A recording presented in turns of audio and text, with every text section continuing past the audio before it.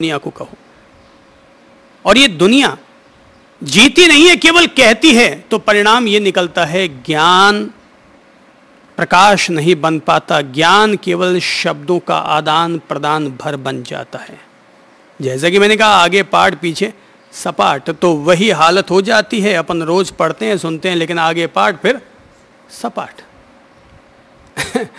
आगे पाठ फिर सपाट वाली स्थितियां आ जाती हैं। चित्त की वृत्तियों का निरोध ही योग है। चित्त क्या है? वृत्तियों को हमने समझा। जैसे सागर में उसकी लहरें उठती हैं, तो लहरें ये वृत्तियां हैं सागर की, ये प्रवृत्तियां हैं सागर की। पर सागर क्या है? हमारा चित्त क्या है? हमारा चित्त भी एक सागर की तरह है। हमारा चित्त, जिसे मन भी कहते हैं, जो हमारे दिमाग का एक विल पावर है, हमारे दिमाग में छाई हुई एक ऐसी संस्कार धारा है जो कि हमें प्रत्येक कार्य को करने की भीतर से प्रेरणा देती है। उसका नाम है चित्त धारा। जीवन में जो कुछ होता है उन सब के पीछे एक ताकत काम कर रही है, एक धारा काम कर रही है, एक प्रवाह काम कर रहा है, एक दबाव काम कर रहा है। वो क्या है? वो चित्त का दबाव है, हमारे दिमाग का दबाव है। भीतर से ऐसी धारा, ऐसी प्रेरणा उठती है। आदमी को पता है ये नहीं करना चाहिए, मगर फिर भी जैसे ही भीतर से एक प्रेरणा उठी, उत्तेजना उठी, गुस्सा उठा, वासना उठी, कि आदमी का सारा ज्ञान धरा रह जाता है और आदमी वैसा करने के लिए मजबूर हो जाता है।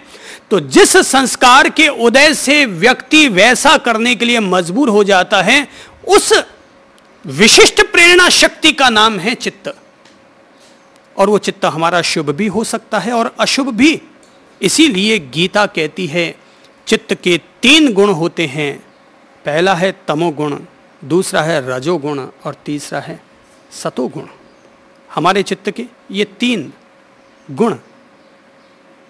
किसी के चित्त में 70% तमोगुण होता है, 20% रजोगुण होता है और 10% सतोगुण होता है। होते तीनों ही हैं। भयंकर से भयंकर आतंकवादी में भी तीनों के तीनों गुण विद्यमान रहते हैं। फर्क केवल इतना होता है, किसी में तमोगुण ज्यादा होता है, किसी में रजोगुण ज्यादा होता है, किसी में सतोगुण ज्यादा होता है। जिसमें तमोगुण ज्यादा होता है वो बहुत क्रोधी होता है, अति क्रोधी, अति क्रूर होता है, अति लोभी होता है, अति घमंडी होता है। वो दूसरे को समझता ही नहीं है। अब अंधकार में रहने वाला दूसरे को क्या समझेगा? रजोगुण वाला घमंडी तो होता है, लेकिन फिर भी दूसरों का मान मर्यादा रखता है। रजोगुण में ईगोनेस ज्यादा होती है, लेकिन क्रूरता नहीं होती, फिर भी दया होती है, क्षमा होती है, फिर भी प्रेम होता है, फिर भी। लेकिन सतोगुण अर्थात एक सदा बाहर रहने वाला वो गुण जिसमें धैर्य है, क्षमा है, शांति है, करुणा है, आनंद दशा है, सदा बाहर, वो सतोगुण कहलाता है। तमोगुण की प्रेरणा से हम लोग गलत काम करते हैं। रजोगुण की प्रेरणा से हम अपने आप को स्थापित करने का अहम भाव जगाते हैं, अभिमान जगाते हैं। और सतोगुण की प्रेरणा से अपन लोग प्रभु के दिव्य पथ का अनुसरण करते हैं, प्रभु के दिव्य पथ का अनुसरण करते हैं। अपन लोग जो योग की शरण में आते हैं, योग करते हैं, चित्त का निरोध करते हैं, उसका उद्देश्य यही रहता है कि हमारा तमोगुण कम हो सकता है अपन लोगों में से भी किसी के भीतर तमोगुण ज्यादा रजोगुण ज्यादा हो सकता है तमोगुण कम हो तो रजोगुण ज्यादा हो सकता है सतोगुण हो हम लोगों के भीतर, लेकिन रजोगुण भी हो। तो योग ये काम करता है। हम जो रोज स्वाध्याय करते हैं, चिंतन मनन करते हैं, सत्संग करते हैं, महापुरुषों की पवित्र वाणी को आधार बनाकर जीवन के कुछ रास्तों और फासलों को पार करना चाहते हैं। उद्देश्य यही है कि हमारे भीतर सतोगुण का विकास हो, तमोगुण और रजोगुण कम हो, घटते जाएं, घटते जाएं। अपनी ओर से यही प्रयास करते हैं। फिर भी अगर कभी तमोगुण और रजोगुण का उदय हो गया तो हम लोग सांझ को बैठकर रात को सोने से पहले इसीलिए तो प्रायश्चित करते हैं, प्रतिक्रमण करते हैं कि मेरे द्वारा हे प्रभु दिन भर में किसी भी प्रकार का गलत चिंतन हो गया हो, गलत वाणी का उपयोग हो गया हो, गलत कर्म या व्यवहार हो गया हो, उसके लिए हे प्रभु हम आपसे बारंबार क्षमा प्रार्थना करते हैं। इसीलिए ये सब किया जाता है, प्रायश्चित करते हैं। हो सकता है जाने अनजाने में हो जाए, मानवीय प्रकृति है। अपन कोई भगवान के अवतार तो है नहीं, अवतारी जरूर है अपन लोग, अवतार नहीं है। अपन लोग अवतारी जरूर हैं। अवतारी पता है किसे कहते हैं?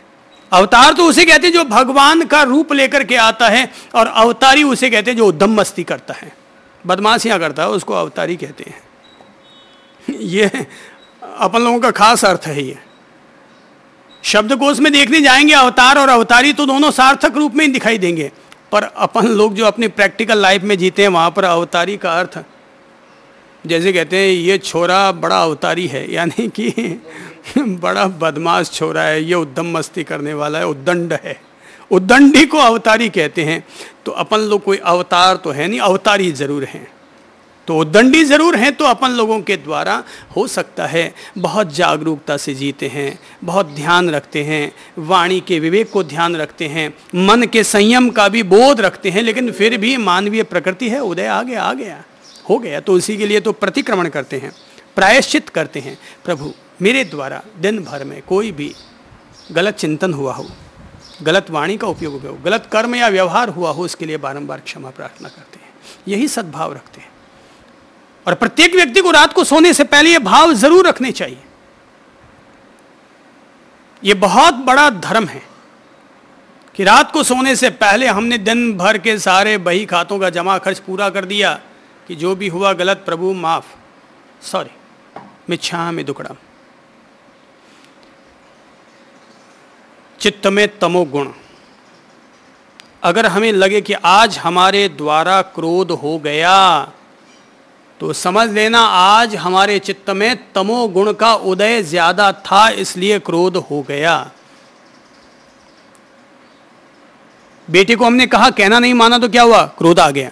सड़क से हम चल रहे थे, किसी ने टक्कर मार दी, हम क्या उतने मात्रा में क्रोधित हुए क्या? जैसे मान लीजिए कि अभी आपकी छोटी है भतीजी और आपने उसको कोई काम करने के लिए कहा और उसने नहीं किया तो क्या होगा? गुस्सा आएगा। पर अगर कोई उतना ही छोटे बच्चे से हम दूसरे किसी बच्चे से कह दें और ना करे तो ठीक है, वे बच्चा है, कोई बात नहीं, भूल गया होगा। तो जब जब हमें लगे कि आज हमारे द्वारा गुस्सा हो गया तो समझो आज मेरे भीतर तमोगुण का उदय हुआ। और जिस दिन लगे कि आज पड़ोसी ने मेरे प्रति गलत व्यवहार किया मगर फिर भी मैंने आज शांति बनाए रखी, अर्थात आज मेरे चित्त में सतोगुण की प्रधानता थी, इसलिए मैं उसको माफ कर सका। रोज बदलते हैं, जैसे सागर की लहरें बदलती रहती है ना, वैसे हमारे भीतर भी तमोगुण का, कभी सतोगुण का, कभी रजोगुण का टेम्परेचर लो डाउन, लो हाई, जैसे बीपी हाई एंड लो होता है, वैसे ही हमारे भीतर तमोगुण, सतोगुण, रजोगुण के भी ब्लड प्रेशर हाई लो होते रहते हैं। तो आज अगर हमने किसी को माफ कर दिया, यानी आज का दिन हमारा धन्य रहा, क्योंकि आज हमारे चित्त में सतोगुण की प्रधानता थी। और अगर हमें लगे कि आज हमने सड़क चलते किसी कुत्ते को लकड़ी से मार दिया, कोई हमारे यहाँ याचक बन करके मांगने आया था 2 रोटी और हमने झट से कह दिया जा कमा के नहीं खा सकता साला, और हमने उसको दुत्कार के निकाल दिया, यानी आज हमारे भीतर रजोगुण की प्रधानता हो गई कि किसी ने हमारे सामने हाथ फैलाया, भगवान के सामने हमने हाथ फैलाया और भगवान ने हमारी झोली न भरी तो क्या कहा जाएगा? सेठ कौन? जो देता है। देवता कौन? जो देता है। बाकी सब लेवता। दुनिया में देने वाला देवता होता है, ऊपर वाला देता है इसलिए देवता है। आप भी अगर देते हैं तो आप भी देवता हैं। ऊपर वाला नहीं देता तो कौन उसको ऊपर वाले को याद करेगा, और आप भी नहीं देंगे तो कौन आपके यहाँ दोबारा हाथ फैलाएगा? देवता बनो भाई, देवता। योग कहता है देवता बनो, देने वाले बनो, दाता बनो। तो तमोगुण, रजोगुण और सतोगुण, ऐसा हुआ। एक पत्नी ने अपने पति से घर में लेट आने पर कहा क्या बात है, आज आप इतनी देर से आए घर पर? बोले क्या करूं भाई, वो जो तुम्हारी सहेली है ना प्रीति, वो जो तुम्हारी सहेली है ना प्रीति, उसका पति मिल गया रास्ते में और जबरदस्ती मुझे अपने घर ले गया, खाना खिलाया।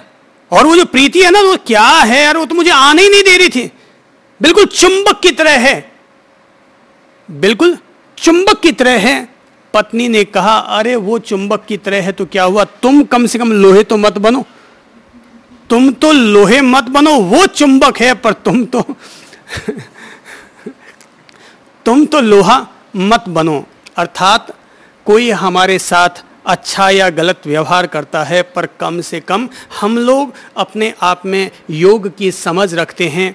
तो मैं तो कहूँगा हर व्यक्ति योगी है और हर व्यक्ति अपने आप में ये बोध रखे कि मैं योग मार्ग का पथिक हूँ और मुझे योगी की तरह जीवन जीना चाहिए।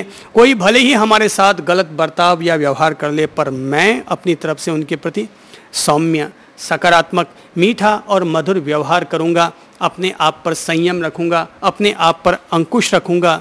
देखो भाई, चित्त की वृत्तियों का निरोध योग है, तो याद रखो चित्त की वृत्तियों पर अंकुश लगाना ये संयम भी है। चित्त की वृत्तियों पर अंकुश लगाना ये अपने आप में एक संयम भी है। तो तमोगुण, रजोगुण और सतोगुण, राम की तरह मर्यादाओं को अपने जीवन में जियो, महावीर की तरह अहिंसा को अपने जीवन में जियो, बुद्ध की तरह करुणा को अपने जीवन के साथ जोड़ो, ये सतोगुण हैं। पर ययाति की तरह जीने वाले लोग जो केवल वासना के पुतले बन जाया करते हैं, वो लोग केवल तमोगुण को ही अपने जीवन में प्रधानता देते हैं।